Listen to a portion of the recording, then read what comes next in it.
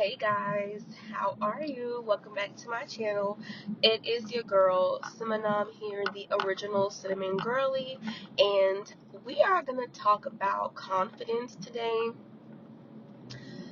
What does confidence mean to you? And by the way, if you do hear car sounds or um, road sounds, I am driving right now. I'm actually on my way to work. So just try to ignore those. I'm unsure if I want to put some music in the background or not, like just some quiet music or whatever. But I'm for sure going to have a slideshow of my selfies because y'all, my selfie game has really, it has really come up and I am really proud of my selfies. So yeah. But anyways, let's get into this girl chat about confidence. How did you find confidence? And everyone is welcome to say what they think, but I would really love to hear from women in their 30s. I am 25 years old, and I love the conviction of people in their 30s because I feel like they have made it through their teens. Can we talk about how insane being a teenager is? Like, I feel like at 25 I'm just now not feeling like a teenager anymore. Like, for the longest I was like, I am a 25-year-old teenager. I feel like up until last month I felt like a teenager, and most of it was just like not having that much responsibility. Also kind of like just being coddled by my parents. My parents are very protective and just very like, they look out for me. I don't really struggle for anything. I feel like that's a huge part of it. I have moved on my own now, so I feel like that has really contributed to me just, I don't want to say growing up because I don't think I was just so kiddie and immature, but becoming a woman, like just stepping into my womanhood, taking care of myself, being responsible for myself. Um, yeah, so shout out to the teenage years. Oh my gosh, those are so insane. And I'm actually gonna do a video about like teenage angst and all of those things because that is so real. I used to read so many teenage angst books. As a teenager, was I confident? I felt like starting off I was, but then I wasn't because I got into like this really toxic relationship in high school, and like I knew myself, like I knew what I didn't like, but I also had so much trauma from just like my parents divorcing and never really addressing that and what that meant for me. And if you guys want a video about that, then I will definitely make a video about that because, honey, addressing your childhood wounds is like, ooh. But also, I feel like it's never ending because even like as a grown woman, I'm like, oh Lord, I'm healing again. Okay, so in my early 20s, oh my God, I was not confident at all. And it was pretty much because people had called me mean all of my teenage years. And to be fair, I probably was like, I wasn't really mean, but I was a super bitch. Like, literally. So, yeah, I just kind of became like super docile and anodyne. And yeah, like, I didn't want conflict because I would always cut people off. And I feel like I don't want to have to cut a whole friend group off all over again. So I'm just going to avoid conflicts because, honey, when I tell you I would do a clean sweep, I would do a clean sweep. Like, but also I would not like really address any issues. Maybe I would like once or twice.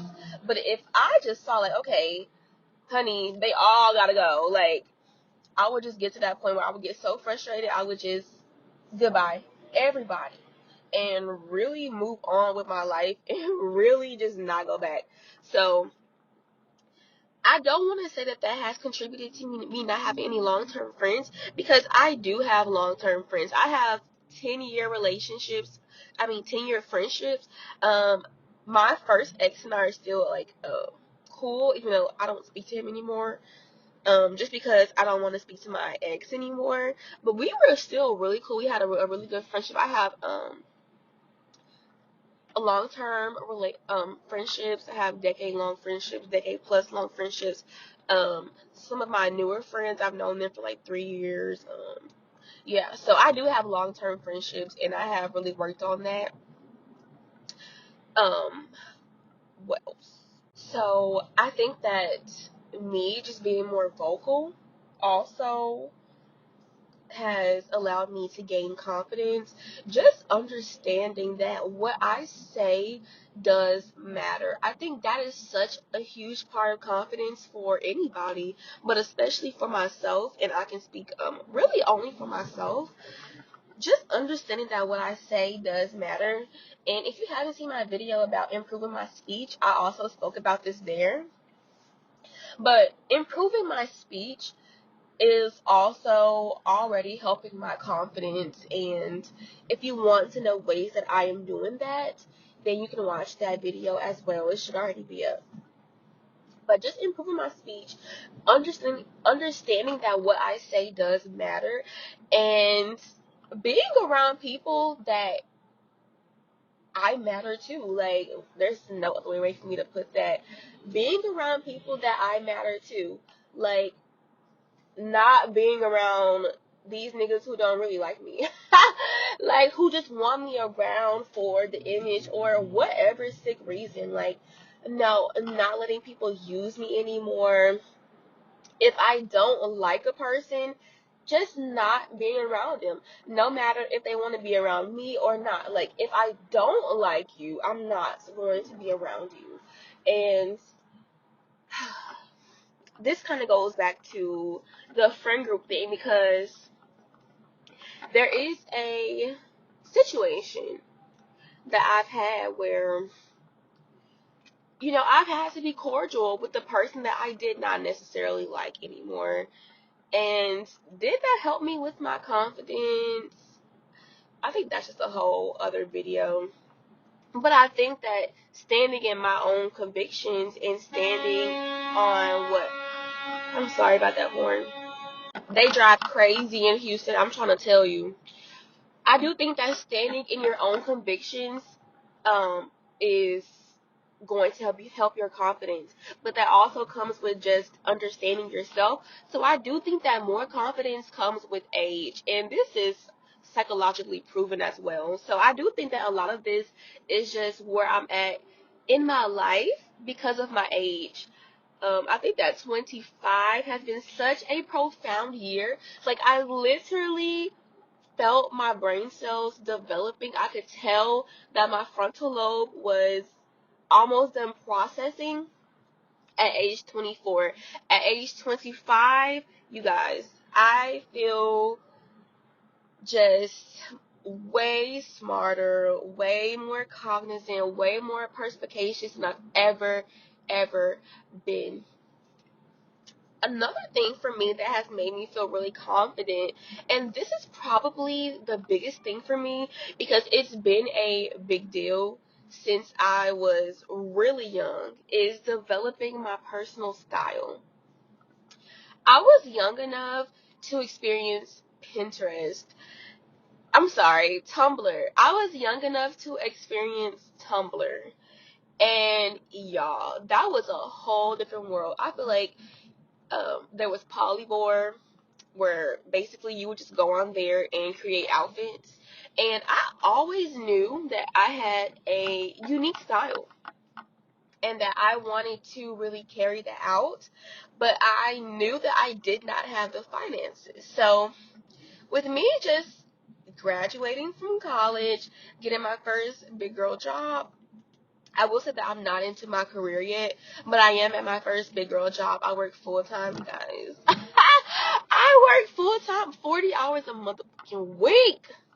40 hours a week. Can you believe it? Like, can you believe? Oh my God, 8 hours a day. For real?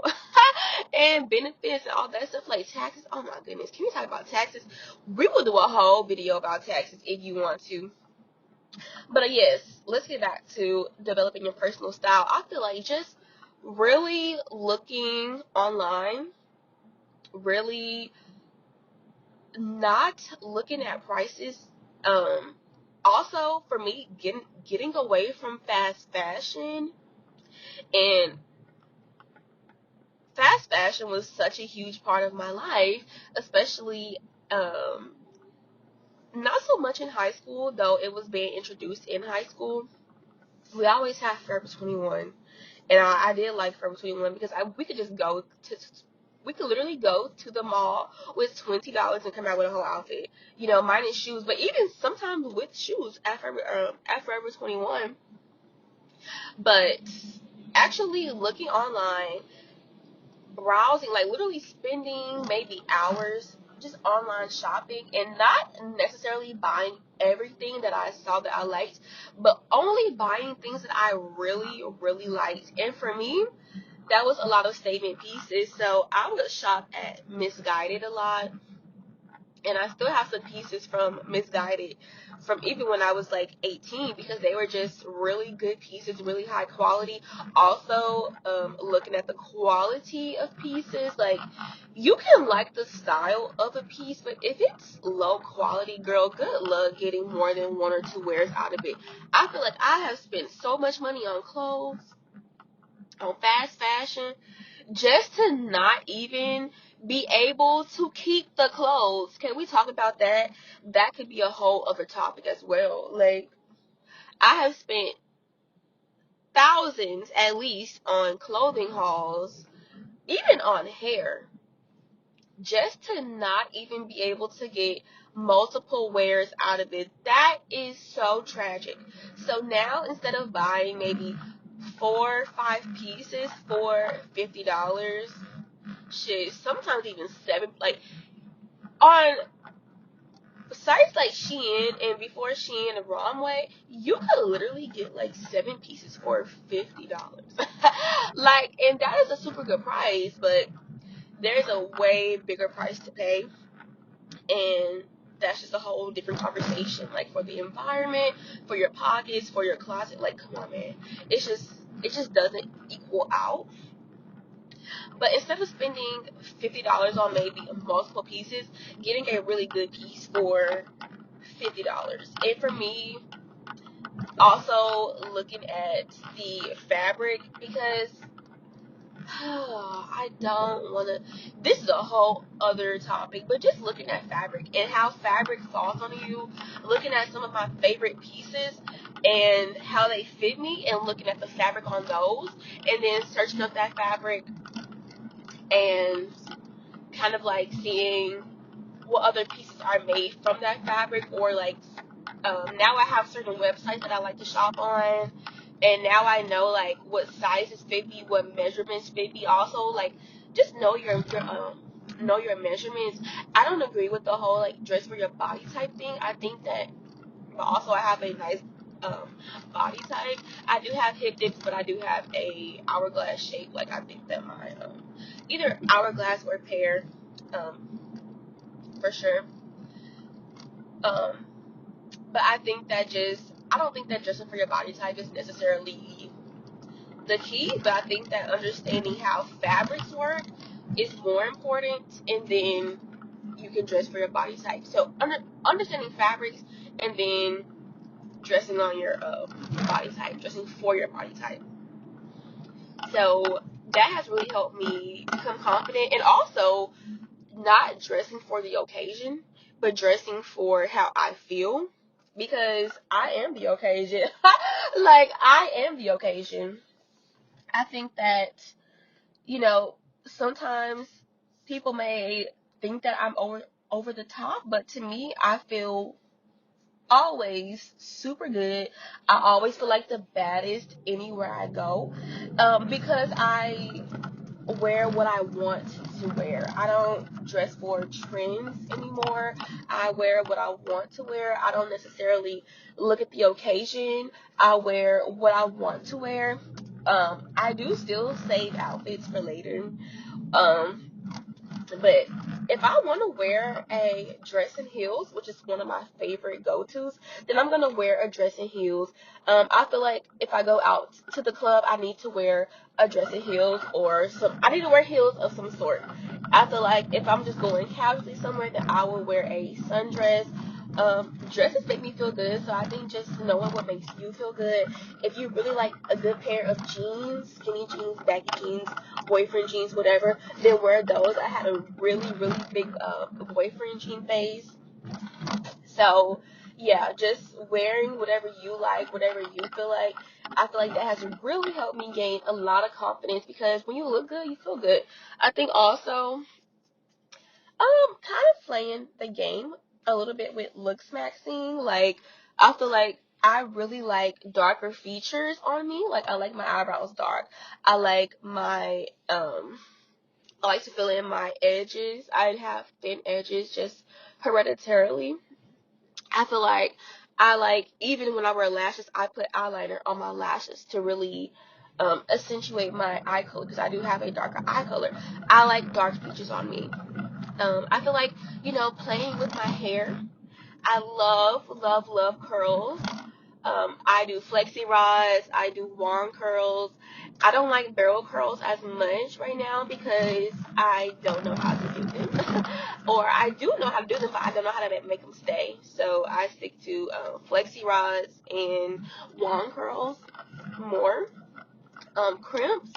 I stick to crimps. I'm a very girly girl, so I think just really embodying that and taking that in and accepting that part of myself has made me really confident.